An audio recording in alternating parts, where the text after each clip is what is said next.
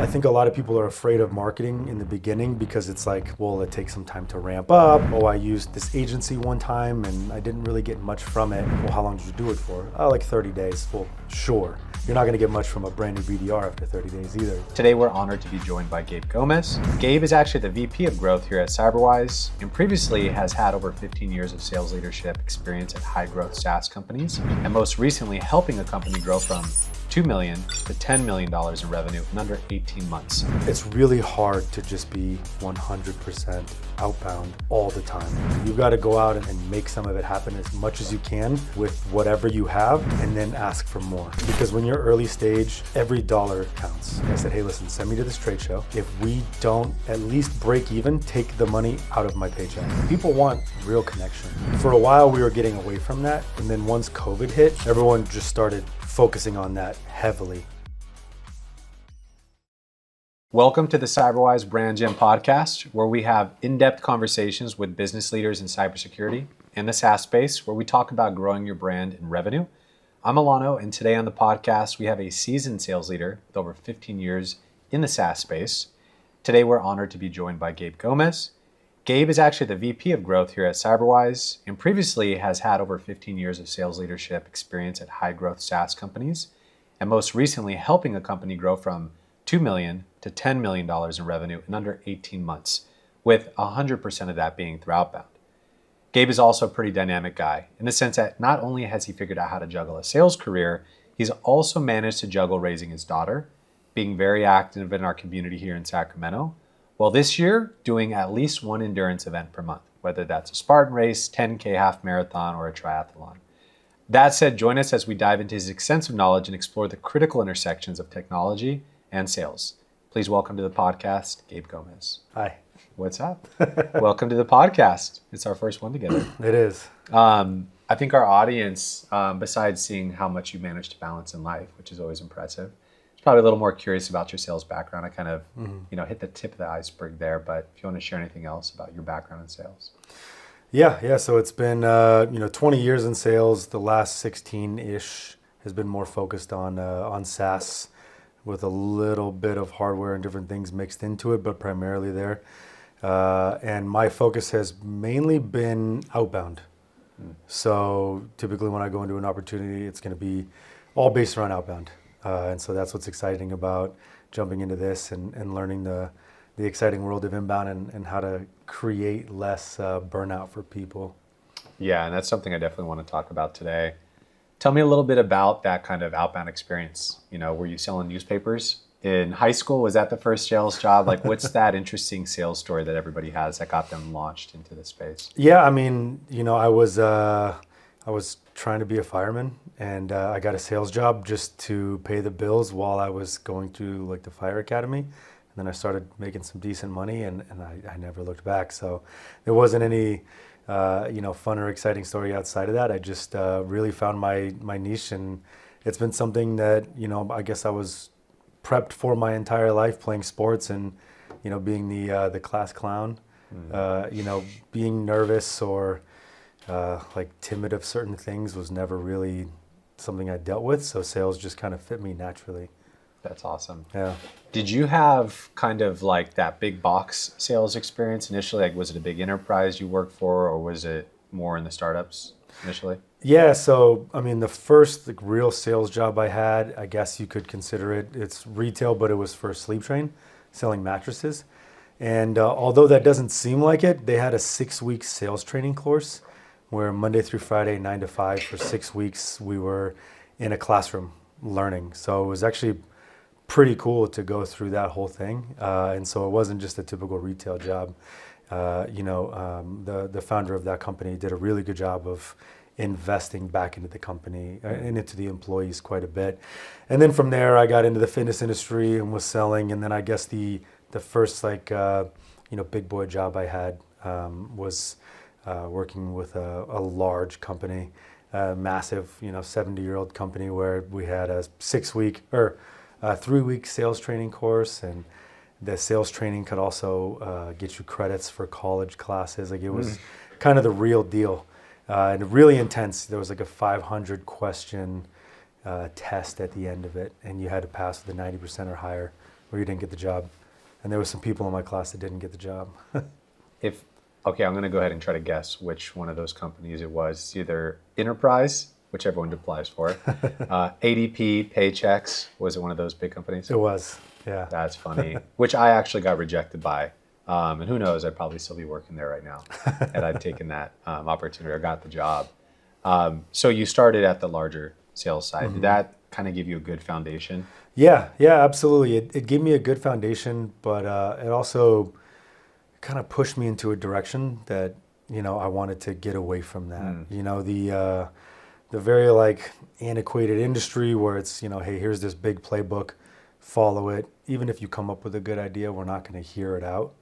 Was something that I realized quickly and realized that was something that I wanted to steer away from. So that's why most of my career after that has primarily been in like earlier to mid-stage startups where, you can create an impact and come up with some new ideas and tricks and tips and all that kind of stuff. And as long as it's working, then people are going to, put some money behind it. So that's really what fueled my career. It showed me what I didn't want to continue to keep doing. Yeah, so you're saying at one of those large payroll companies, you weren't running over to the CEO's office and giving your best ideas and having those integrated into the product and service. Yeah, no, not at all.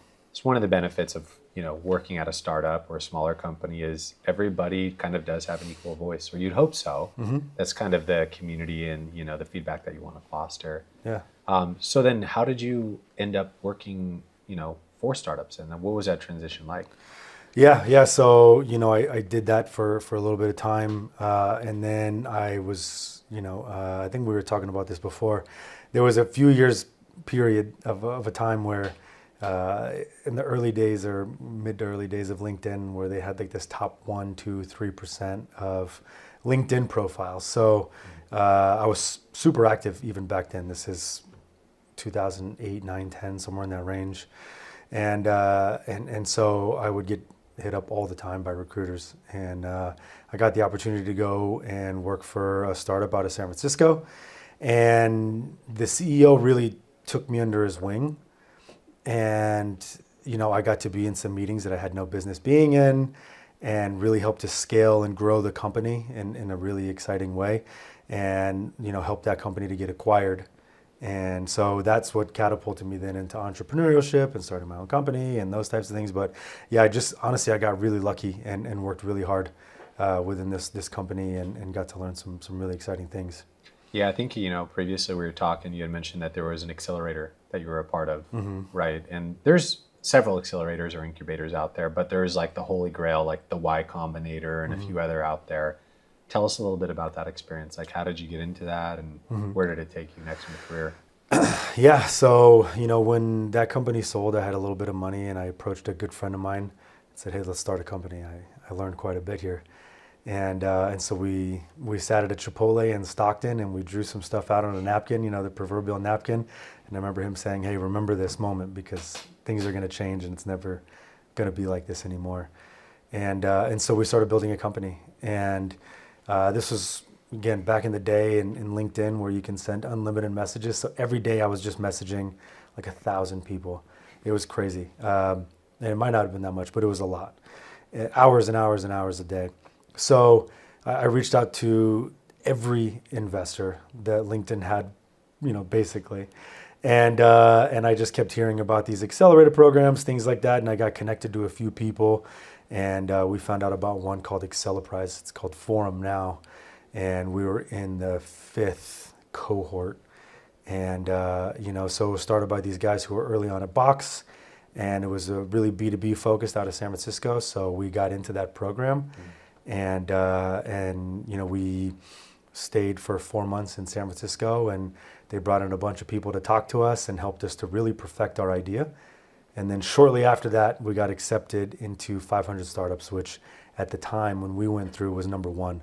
So YC and 500 would kind of take turns being number 1 for a while. And then afterwards, YC just took off and they've been number 1 for a while from what I understand. And how many people would apply in a given round to get into an accelerator like 500? So 500, it was like a few thousand people that applied and we were one of about 40 teams that got in. And that one was in Mountain View. That's awesome. Yeah. What do they provide you guys with initially, like in terms of funding, Yep. mentorship? So it's been a number of years now. I think it was somewhere in the ballpark of about 150K investment. They gave us free office space down in Mountain View out of a WeWork. And then, they almost every day they have someone coming in and giving presentations on specific things, like some head of marketing somewhere, head of engineering, head of product, head of sales, different things like that. They brought these people in to discuss what made them successful and also offer some ideas on that. And then they also brought mentors in to talk to you about your specific business. And so I could say, hey, this is what I'm struggling on in marketing. Can you help me with this? And then they would help us come up with a plan for that, or a product, or whatever it was. So it was really amazing. The money, I'd say, was the least exciting part about it, the money they gave us, because the network that you just get from that is just amazing. It really is. That's awesome. Yeah, and as you grew that company and you were getting that mentorship from the mentors and stuff coming in, the rest of whatever 500 had to offer, how did they balance teaching you guys sales versus marketing? Obviously, there's probably a lot of investment going into product, which everyone's pretty familiar with. What did that kind of mentorship you guys got around sales versus, let's say, marketing? So a lot of the people that go through these accelerators, at least when we did a number of years ago, it was a lot of more technically driven teams who didn't have as much experience in sales and marketing. So there was actually quite a bit of sales and marketing help, but a lot of it was, I guess if you were going to compare it to like a college course, like sales and marketing 101, right? So it was getting people used to pitching and being in front of people and how to have those discussions and how to position the company and, like early branding type things. So it wasn't super like deep in the trenches as far as a lot of the people they brought in to talk. But once you got into it and had the mentors talking to you about your specific business, that's where it got a little bit more like, like you took a deeper dive into those things. So we learned quite a bit from that. But I'd say the thing that was for us personally as a team, because we were both, sales kind of experts at that point, already had been selling for, 10, 15 years. What we got from it was just the network and learning from people. And then, we were non-technical. So there was times where things would break and our team was in, Poland or wherever, and they were asleep, but we had 25 people in our cohort that were with us or in our batch, and they would be like, oh, we'll see if we can fix it real quick. And they would jump in and help us out. So that was also really cool. That's really helpful. Yeah. Yeah, I think that as companies are going, whether through it's, an accelerated program or they get their first, round of seed capital, at that stage, they're still trying to figure things out, I think, on the marketing side. I think it's not always clear, and many companies don't even have product market fit by the time they're at the seed stage, right? There's just so much to figure out, but we've talked about how there is this saturation of that venture funding into product that's so heavy. There's not a whole lot left over for marketing. And you and I have talked about it previously, that there is sometimes an overinvestment in sales. They start to just throw dollars, throw some bodies, and just there's like this churn rate that's crazy. I don't have nearly as much experience as hiring salespeople as you have, for sure. Tell me a little bit about that. Like, what are the benefits of going outbound right out of the gates and kind of storming Normandy versus doing that maybe too prematurely? Yeah, in my experience, I think that marketing, like the idea of that is scary to people because they're unsure, right? Because if I get someone who can, knock out 50, 80, 100 calls in a day, we're gonna get something from that and it's a little more tangible, and I can watch you from 2 feet away and make 100 calls and stand over your shoulder and be like, no, say this next, say that next, and help out there, right? I think a lot of people are afraid of marketing in the beginning because it's like, well, it takes some time to ramp up, and I used this agency one time and I didn't really get much from it. Well, how long did you do it for? Oh, like 30 days. Well, sure. You're not going to get much from a brand new BDR after 30 days either, So there's this kind of back and forth there on what to do first. Being a salesperson and being in sales for so long, I know that I can step into pretty much any company and go, create revenue and create opportunities. But being strictly outbound, like 100%, there will be success. If I'm leading a team or I'm doing this myself, there's going to be success for sure. The problem is burnout, right? We kind of mentioned this earlier. It's really hard to just be 100% outbound all the time, right? Like I've used this example in the past. We own a pool building company, right? We install pools into people's houses. We're using shovels and we've got buckets of water, right? And that's how we've always done it. And it's very physical. It's very, grueling, but we can get it done. And then someone comes in and they're like, well, hey, did you know that they have these like tractors and these ways to, dig out a pool almost immediately, and they can bring a water tank in and use a hose to fill it all up. That's, in my opinion, what marketing would be.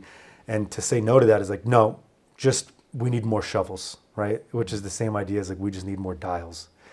It's like a very old school thought process. So just making more calls and putting more effort into it isn't always going to result in more success because people get burnt out, right? Like we tend to forget that people also have personal lives and families and, other things that they want to experience or work on or whatever. So to expect people to work 12 hours a day to just bang out more calls is unrealistic. Well, if you represent like that CRO and that sales leader archetype at a company, and the company you're working for has the executive team, the product team, a sales leader, but they don't have a CMO yet. But maybe they brought on an entry or mid-level marketer. How can this mid-level marketer make sure their voice is heard when they need these things? They know that they want to either run ads, go to events, can create demand, some of the things that you've lacked at the previous organizations you worked for. How might they get the ear of senior leadership in order to kind of, run some of these marketing playbooks?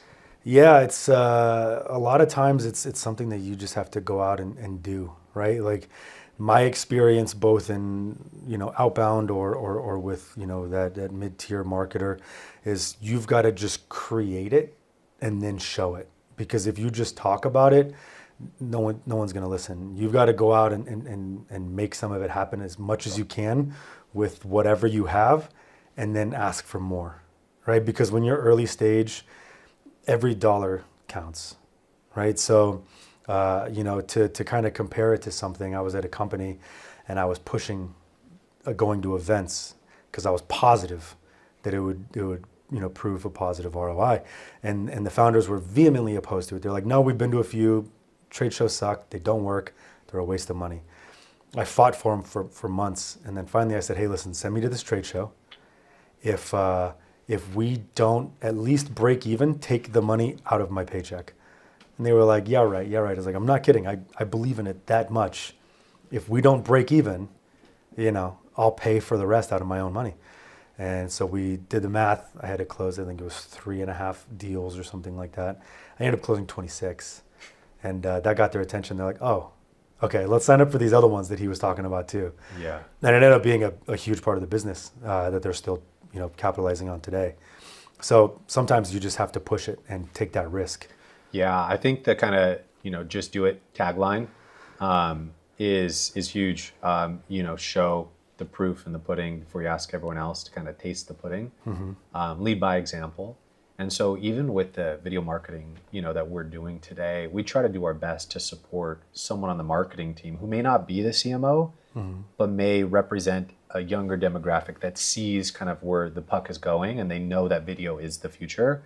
But there's just not the decades of data to prove attribution around it or to be able to, the CMO doesn't have that playbook in his back pocket that he's already ran. So what we've done in the past year is we've created a budget and put aside where we're saying, hey, we're going to just create free video content, for the right type of company that, with a certain level of kind of mutual understanding, like, hey, we'll do some video for you up front. And if you, present it to your team and if it performs well, then, get us a seat at the table, let us get in front of your CMO and let's pitch this together. And that is enabling them to be able to go out and then to kind of prove it. I mean, I always encourage marketers too. They're a really good creator in this space, especially in the cybersecurity or SaaS space, to get on video to talk about their, to their brand, about the problems that they're solving, maybe talk a little bit about product without being too salesy, and to just create content like from their phone. I say, turn on your phone, open up Instagram, record a video for 60 seconds, use their built-in filters, you know what I mean? If you got a pimple or something, too many wrinkles, and make it look good, add some captions. There's an auto add caption feature on Instagram. Put your little mention up there, and you could actually, before you go to post that on Instagram, you could just download it. So now you have like a semi-produced video with decent lighting, a filter, some captions. Go run that on LinkedIn. And then from there, it's going to organically perform to an extent. Then go and boost it on LinkedIn, run ads to it.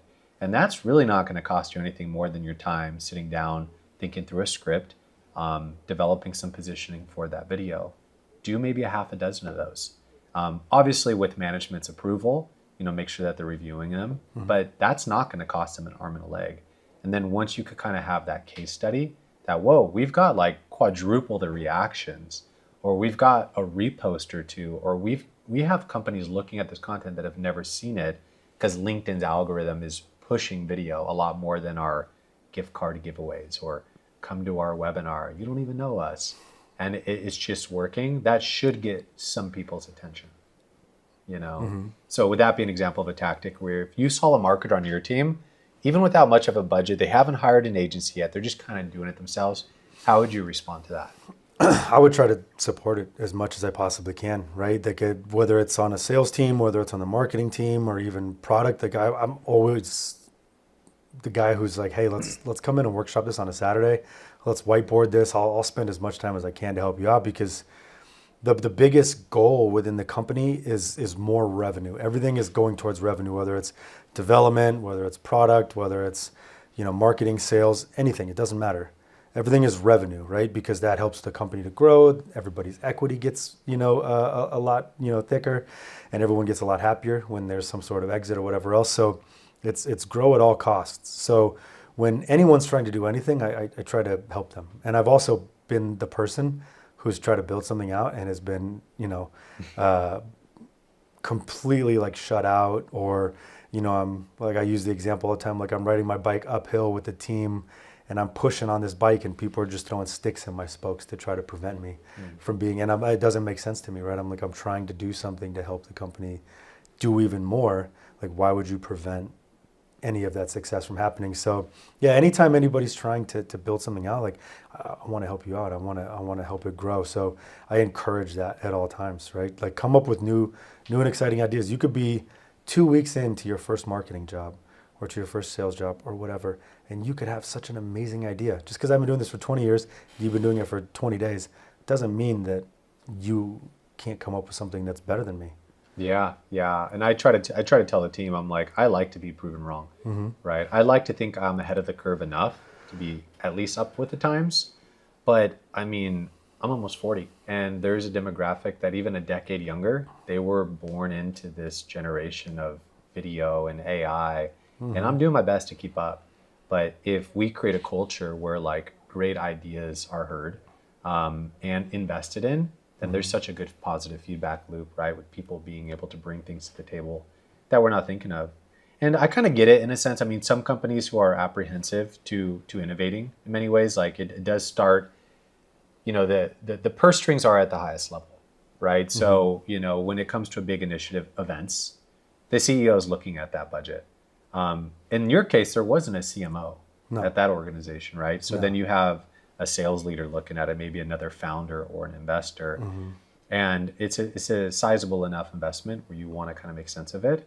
And it was a little foreign to them, or they tried it and it didn't work. Where I see more seasoned, CMOs and in some cases CEOs who have run playbooks maybe a decade ago that worked at their last exit. And this time around, they're trying to run older playbooks. And I mean, think of like a CMO's tenure. They typically have 18 months to prove, their value at an organization that is, growth focused before they get turned over. And if the playbook that they ran a decade ago is a playbook they're going to go with today and it doesn't work, they're probably out of job.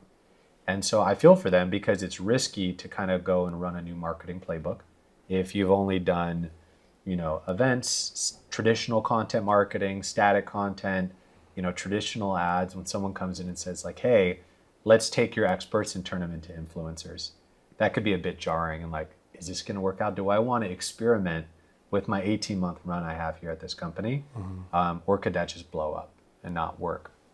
So I've kind of noticed a trend even here at CyberWhyze. We're typically working with companies who are more in, I would say, the early adopter mindset, and innovators. I would say probably innovators more than anything, where they are like, SEO is great, but it takes forever. And we're kind of not, we're a little late to the game. We're not going to rank for, cybersecurity, insert, service next keyword. And even events, they're really expensive for cybersecurity companies. Even funded ones, have a hard time either getting booth space or committing to the next 2 years at RSA or Black Hat, and it could get out, expensive pretty quick. But the goal, I think, on the demand gen side, like you're saying, is to be able to focus on revenue and what $1 spent is going to give me the most mileage. And that's something that we're super obsessed with trying to figure out, which is mainly around how can we spend $1 and get $10 in return? Is that going to really work on the SEO side still? On Google Ads? I don't know. You've probably seen a mix, but talk a little bit about what you've seen on, some of this advertising or, investment that has gone south and has not worked. Yeah, I mean, I've experienced a lot of things that haven't worked, right? Like there can be a problem where people are afraid. And when people are afraid, it makes sense, right? You've got X amount of money in the bank, you've got X amount of employees, you're really afraid to spend money in different ways. So someone might be comfortable with, trying to rank on some keywords because it worked for them however many years ago. And not that it still can't, but like you said, it takes longer. There's a whole process to it, right? And I think that's where something like this comes in, right? With video, it's exploded in every other area, right? When we look back to like what was working for people early on LinkedIn, it was just requesting people and connecting with them and having private messages with them and whatnot. And then right before COVID hit, you started to see this rise of the LinkedIn influencer, and it's like, hey, just post something every day, interact with people, yada yada yada. And we really haven't started to see too much video happen there yet. But when you look at every other social media outlet, that's all we're seeing, right? People just posting video content, and a lot of the times it's not even that great. It's just consistent. They've got a good message. They're connecting with their audience and whatever else, right? So I think that there's a lot of ways that you can spend money, a lot of ways that you can waste money. But in my opinion, the fastest way is to get in front of people and get that like face to face. And unless you've got, some Platinum United card or whatever, and you've got unlimited money to go fly around to people, the next best thing is putting that video out, because you can get in front of thousands or even in some cases millions of people right away, right? Yeah, and I totally agree with you there in the sense that if you can be on video, it's probably the next best thing to being in person. You can read text on a blog, but can you really, get a sense of who is talking behind that blog? It's usually just your own internal voice and dialogue that's interpreting what's being said. But if there's a personality behind it, if there's body language, if there's a demeanor, it has a completely different effect. And retention's like something like 300 or 400% higher through video. And I bet you it's even better in person, right? And that's why some people that, are listening to this now know that there's been some events and people that they've met in person that are going to be there forever. Those are those lifelong relationships. And you're hoping to create more of that magic through the video. But you're right, adding up the cost of whether it's Black Hat, RSA, all of these vertical specific events you could go to, whether it's cybersecurity or for SaaS companies in general, it can add up and get pretty expensive. Where we have some clients right now adding millions of dollars every quarter to their pipeline, spending less than $20,000 a month on LinkedIn ads, or $20,000 a quarter, I should say. Just a couple $1,000s a month on LinkedIn ads, and then boosting that content to get in front of their audience. I want to talk a little bit more about building a sales team that also kind of embraces what's happening on the marketing side, right? Like there is an integrity that you need to have in your CRM, maintaining pipeline to be able to create a good feedback loop with marketing. But even with some of the most, successful companies out there, they're so busy growing that CRM integrity, maintenance, and all of that usually kind of falls by the wayside, even if they are growing revenue. And there's not this feedback loop to the marketing team to know really what's working. So I'm just curious how you would address that. If you're talking to other sales leaders out there in the cybersecurity space, what can they do to kind of better equip and empower, their sales team so that there is that good marketing feedback loop? It comes down to communication, right? Oftentimes in a lot of companies, you'll see these like miniature beefs between, the sales and the CS team, the CS and marketing, sales and product, whatever it is. And instead of just having these open communication, like processes in place already, like official set in place, like this is how we communicate. It's like almost forced, but not in some negative way, right? Because a lot of people lack the initiative for pushing communication or opening up to, like confrontation. And confrontation doesn't always have to be negative, right? It doesn't have to be some like horrible conversation. But having that dialogue is so important because it allows us to understand what everybody's working on. Sales, if we're on the front lines and we're talking to, however many people a day, we've got our SDR, BDRs making all these dials, we've got our salespeople and we're pitching things to them. And we see what people are interested in and what people aren't interested in. Mm-hmm. So what that does then is give you all the information that, you may not have access to because who knows if they're documenting it or how it's going. But if we're able to have like, hey, this is how our conversations are going. This is what people like. This is the stuff that, people would want to see done differently, whatever it is. And we're sharing that with you. That helps you to create the messaging, the positioning, the branding or whatever else it is in such a better way because we're actually talking to the people, not just sitting in a room and being like, oh, I think this is what people will like, which I've been, guilty of plenty of times. I really cut my teeth in the fitness industry. So when I started my company, the startup in the gym industry, me and my partner at the time, we were like, oh, we know exactly what people want. And we were very wrong. So, and that's with tons of years of experience. Mm-hmm. Really just having that open line of communication and just being like honest, right? Having that like radical honesty and leaving your feelings at the door and not getting upset or hurt because something you worked on, people aren't liking or, vice versa, whatever. So just being able to have that open dialogue, I think is super important. That's awesome. So we're big fans of like warming up the market for sales teams, mm-hmm. right? That's a huge benefit of the video content, not to be salesy, warming up the market. Like we're not here to talk about the product. We're not here to try to get you to schedule a demo today. We're here to get in front of prospects to solve problems, mm-hmm. to provide solutions to things. Even if it's in our absence, you could go do it on your own, right? But maybe our platform will make it easier. And in order to do that, the whole thought is putting out thought leadership content out ahead of outreach. So talk to me a little bit about like how you've historically done account-based marketing mm-hmm. for companies that are like, I have my dream 100, my dream 500, versus how you can see it being done better with video. Yeah. I mean, it's really been almost in like this archaic way, right? Like that, just a cold outreach. There's this big debate online all the time, whether it's, dead or not. I think it's somewhere in between. It works, but it's not as effective as it was 10 years ago, right? Or 15 years ago. And so we've got to keep up with the times and going out and just making 100 calls a day isn't effective, right? So being able to talk to the right people at the right time is important, right? So when we're looking at video and I'm seeing something online and I see, 42 people commented on it, great. I want to reach out to all those people as soon as they're commenting because I want to open up dialogue with them and start the conversation as quickly as I can. Because if someone cares enough to comment on it, they care about it.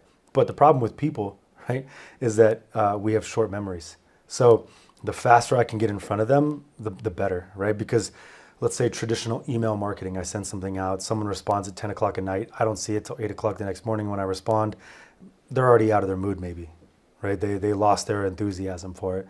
But something like this, I can see it right when they go. I get the alert. I'm like, great, Alano just commented on my video. I'm going to reach out to them. Or I'm going to have my team reach out to them, right? Depending on size of business. And so now we're opening up that conversation immediately, and we know exactly what got them excited, right? There's nothing more personalized than that, right? And we know exactly what they liked about it, didn't like about it, right? That's also something great. People aren't shy about talking about the things that they don't agree with. So we can open up the dialogue in regards to that as well, and start to create those relationships to earn their business. Yeah, how would you recommend a company does it tastefully, where it's not like, oh, you've liked or commented, let's schedule a demo, right? What might be kind of like an easing into that conversation? I'd say it's the same thing as an event, right? Like if someone comes up to the booth and I just start, word vomiting on them and trying to just pitch them and go, hey, just sign up for this demo real quick so that I can Badge scan. look cool. Yeah, let me scan your badge. No, talk to them. Like I was mentioning earlier, have a conversation with them. Ask them questions about what they commented on, right? Get some feedback from them. Ask them what they thought about, certain parts of the video, what they liked, what they didn't like, and start to have a conversation and understand where they're at first. Because I could go out and schedule a bunch of demos with people, right? I've been doing this long enough that it's pretty rare that someone's going to tell me no. But that doesn't mean they're going to be a good fit. And it's a waste of time, and it's a waste of space in the CRM. It dirties everything up. Like, I want to make sure that when I'm sitting down to talk to someone, they're a good fit. So a lot of times when we're doing, outbound, or when we're trying to book demos, we're just trying to get someone to say yes to us. But the first thing that we should do is make sure there's a fit there, right? So you might even get some comments that aren't the best fit for you, but we want to make sure that we're having those conversations, because the other cool thing about this is everyone is a person, right? So right now, person A, right, may or may not be a good fit for us, but 6 months from now, a year from now, they move to another company and they remember us. And because we had a good conversation with them, we asked them questions, we built a relationship with them, they're going to remember that. So when we reach out to them or they reach out to us, then we have that relationship already built in. And that's happened to me so many times in my career, right? Where someone wasn't a good fit here, but is a good fit there. And so when we're building those relationships, it makes it a little bit easier makes it a lot easier to then go in and have those conversations at that time. Yeah, the relationship component and the human element is huge. That's why I encourage everyone. I'm like, even if it's 1 out of 10 posts, you just got done with a hunt, right? So long as PETA doesn't get mad with you posting that, the results of the hunt on LinkedIn. Share something that you're comfortable with, that's personal enough, maybe even vulnerable enough. I post content about this journey just growing the agency, right? It has not been the easiest by any measure in trying to juggle all the things in life. And I've had prospects hop on a call with me and refer back to that personal post more than they had any of the other technical or educational content. So there's that opportunity when you see an engagement comment like repost to go back to that person's profile and see if you can pick up on anything that you may have in common. Don't make up any lies and say you like, the 49ers if you are a Raiders fan. That'd be terrible, right? But be honest with them and then say, oh my gosh, we have this in common. And also I saw that you engaged with this content. Just want to open up the dialogue. Is there anything that I could, is there a reason why you reposted that, right? What are your thoughts? And kind of expand on the conversation to the point where you can almost have a BDR that has more of a social focus. If that BDR is moving from LinkedIn to Instagram, YouTube, and kind of following those conversations, they're not going to be looked at as much of a threat as someone that has like a hard quota.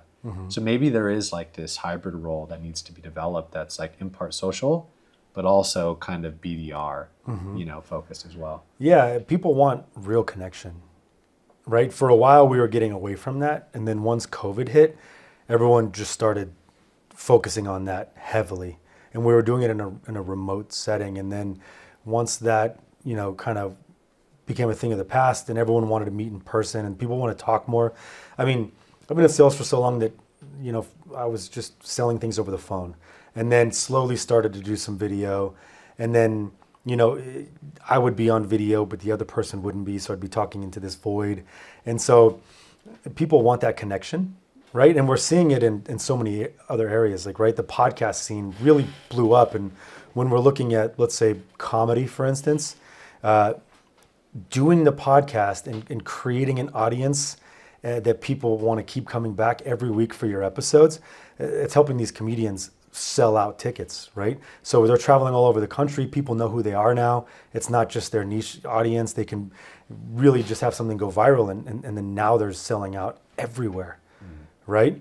You can make funny videos on TikTok or Instagram, and the secret message behind it is, oh wait, I'm also a comedian. Come see me when I'm in your town, right? So we're seeing this in a bunch of different areas. And so people are people. We consume media in the same exact way. So if I like that about comedians, I'm also going to like that about somebody that I respect in like the business world, right? So why not follow the same thing that's been hyper successful for all these other, verticals for people? Yeah, yeah. And I think as we kind of pivot here, the $1 million question is, why has it taken this long for you as a sales leader to finally get on video? What has the apprehension been? I know people have told you, get on video. You know what I mean? Like, no one's going to be scared away when they see your face. Mm-hmm. But what has been your own reservation or hesitation that maybe other sales leaders may be feeling too? I'd say that the biggest piece, right? Because I've done tons of videos as far as, I get my iPhone and take a quick 30-second video and text message it to somebody. But as far as something like this, what it feels like is there's so much to it. It's I've talked myself out of it because I'm like, well, I've got to do this, I've got to get this. It's like that camera's going to be too expensive, or this production's going to be too much, or I don't know where to start. I start thinking about the 50 different things because I watch some highly produced podcasts, and I'm like, I could never do that alone. I don't know how to get started on that. I just learned about Aperture the other day, or whatever. So the biggest piece is just being overwhelmed by everything that comes into it. But today I walked in to a studio that was put together already. I just had to sit down and just talk, and that made it easier for me, right? And I don't have to just come up with all these things on my own like I felt like I had to do when it was just me. You're asking me questions, we're talking about things, we're having a discussion. That makes everything so much easier, so much more simple, right? Because then I don't have to stress out about thinking of everything on my own. So that's been the biggest reason why I haven't done anything to date. And honestly, this was so simple, so easy, and like such a great experience that it makes sense why this is something that's starting to explode. And then my follow-up to that, and we'll have one more and I'll close out, is, and I think that's kind of what's exciting about bringing you on as leading our growth right here at CyberWhyze, is taking someone with sales experience who also had an apprehension with video, who now is a believer in it, right? You've seen the data. You see how video completions lead to pipeline, right? And we're trying to tighten up those ranges because we work with companies that are, 5 million in revenue all the way up to 50 billion on the enterprise side, and everything in between, to being able to hone in on this range of being able to figure out what is that conversion rate from video completion to pipeline. The more data we have, the clearer picture we'll be able to paint, so that people do have that conviction and they see that success out there. Just like the more common conversions of SQL to SAL to pipeline, video, even if it's 3, 4, 5 years from now, will become so mainstream that there will be hard data, and people they will understand that getting more views and, more importantly, video completions will equate to more revenue. Just like how we saw during the tech bubble of recent past, that they thought more bodies would equate to more revenue. Okay, so one of the last questions that I wanted to ask you is, what has got you excited and made you want to join the CyberWhyze mission? I know you've kind of watched it from afar, and you are focused on leading a sales team at a SaaS company, and now you're going to be leading a sales company at an agency helping SaaS companies. So, what got you motivated and wanted to join? Honestly, what it feels like to me is getting in on Bitcoin in the early 2010s, right? Where it's like, there's absolutely no doubt, it's not a question, it's not a hunch, that video is where it's going to go, right? Like, the business world is always a little bit behind, like the personal world or whatever we want to call that. And so for the last, 5, 8 years, whatever it's been on social medias, it's been nothing but video, right? And people have grown a lot of following and made a lot of money from just video. But when it comes to business, a lot of times in my experience, we tend to forget that the people that we're talking to and selling to are just humans, and they sit at home and they scroll TikTok or Instagram or Twitter aimlessly too. And so if that's what people like doing, why wouldn't they want to do that as in the business world as well? So I don't see a lot of high quality content right now, but seeing what you all have done and seeing what you've been able to accomplish with these companies and taking people who were like me, are kind of afraid or nervous to make that leap because it just seems so overwhelming. And then seeing how simple it's been, and I've got to see some of the behind the scenes things and the setup. It just makes it, idiot proof. It makes it foolproof. It makes it simple. So getting in on the ground floor and being a part of one of the first companies to really take this and do this, like you had mentioned, I think 3, 4, 5 years from now, everybody who didn't jump on this today is going to regret it. Just like the people who didn't buy Bitcoin in 2010, 11, 12 regret it, right? Yeah, absolutely, absolutely.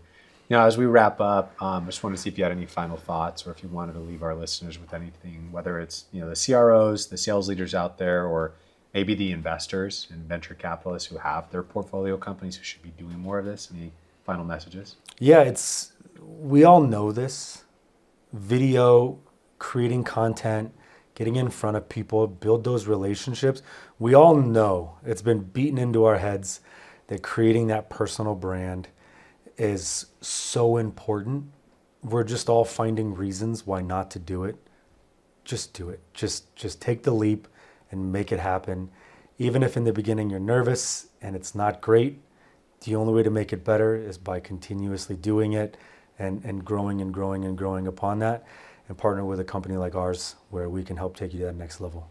And I'm excited because not only are you going to get one video out of this, you'll probably get about 15 clips all over, LinkedIn, stories, YouTube, and so forth. So I think you're really just taking it to the next level with your own content too. And that said, thank you for joining us on this episode with Gabe Gomez. Leave a comment below to let us know what you learned or any insights that you found interesting. And share this with a colleague if you found it valuable. And also, do me a favor and subscribe to our show to keep connected and get notified of more information that could help your career and company. See you in the next episode.